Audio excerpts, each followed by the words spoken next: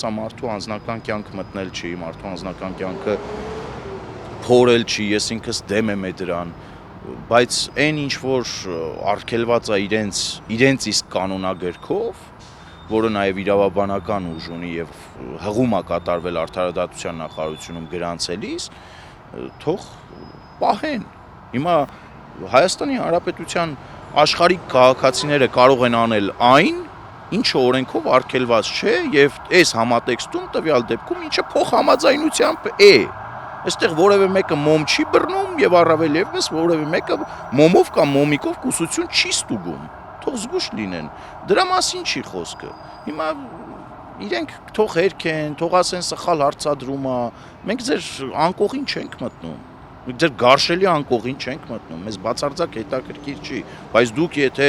կրում եք այդ վեղարը, բարձր աստիճան ունեք հոգեվորական, հայ առաքելական եկեղեցու սպասավոր եք, բարձր աստիճան,